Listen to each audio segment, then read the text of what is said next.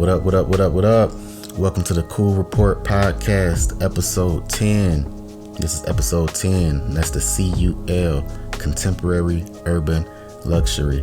And this is your weekly report on industry topics for the luxury leisure enthusiast here on the Oxford Cafe Network. I am your host, Mr. Ike, creative director at Oxford Cafe Detroit, luxury leisure design studio and concept cafe. So let's jump right into it. This is episode 10. We 10 episodes in, y'all. So I appreciate y'all walking with me on this one. I appreciate the supporters, the loyalty. I appreciate the love you guys show me in the shop, the messages, the likes, the follows, subscribes. I appreciate it all. And if you know me, you know that this is one of the ones that I need y'all to walk with me on. So I appreciate you guys going through this journey with me. So first things first, if you haven't, take a moment, do me a favor, like and follow the podcast, as well as Oxford Cafe Detroit and Oxford Cafe Group on all platforms. And when you get a chance, make sure you go check out our latest drops and collaborations from our design studio. That's going to be over at oxfordcafedetroit.com. And over on the website, make sure you take advantage of our current welcome offer. That's going to give you 15% off of your entire order. So enough of the small talk. This is episode 10. We're going to jump right into it with a weekend recap. Then we're going to get into a little bit of local industry news. I'm not going to hold you guys for too long today. So we're gonna jump right in. Enough of the small talk. Let's jump right into it. So first up on the board, on the entertainment side, but before I get into that, Detroit has been popping. There's been a lot going on in Detroit. A lot of events, a lot of activities, a lot of local marketplaces, art fairs. We got art beats and eats coming up. A lot of fashion, a lot of design. So make sure you guys tap in with us on Oxford Cafe Group, just so you can stay in the loop of what's going on, what we have coming up, and also what's going on locally. But the first thing on the board that I wanted to tap on was Saturday. Was WWE SummerSlam was in Detroit. If you guys had a chance to catch that, tap in with us. Let us know what you thought of it. But I wanted to put that on the board because Michelle Chapman over at the Associated Press reported that WWE sponsorship revenue rose 23%. And that's just for this particular event, the SummerSlam event. Rose 23%. They brought in $7 million in sponsorships for the SummerSlam event. I believe it was held over at Ford Field.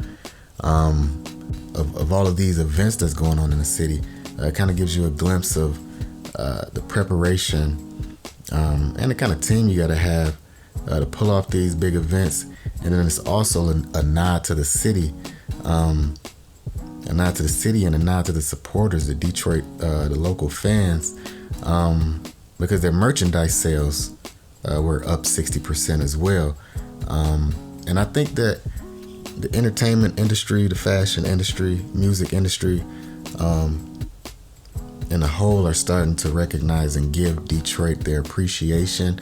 Unfortunately, back in the day, it took local artists to kind of establish a no-fly zone for corporations and independent artists who would come into the city just because they knew that Detroiters were diehard supporters. So it's kind of good to get this recognition from these big brands, kind of recognizing Detroit as a destination for successful entertainment when you talk to people in any industry. So I just wanted to mention that really quick, just to give you an idea of the level of events and the level of success that events and entertainment are having in Detroit. So on the board for the recap was the Hospitality Included Festival.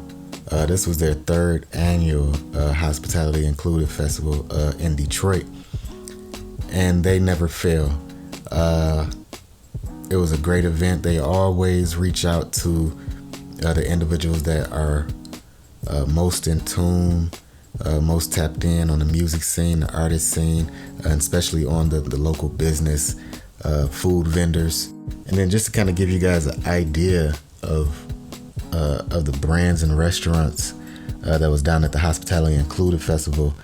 You had Ari, you had Baba Fair, you had Bunny Bunny, Egg Hunt, Family Table, Fried Chicken and Caviar, which is amazing, Grey Ghost, Indigo Culinary. And then on the artist side, they had a few artists out there, India Solomon, Philip Simpson, Sheefy McFly, and I had a chance to bump into Sheefy over at the Detroit Book Tower event. So yeah, and then on the music side, you got Chris Keys, you got Rose Spit.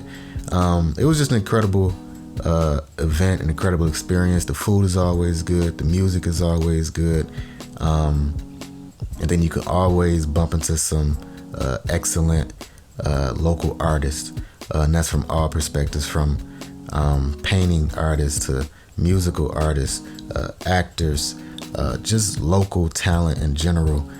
Detroit usually shows up and shows out, so I just want to shout that event out. That was the Hospitality Included.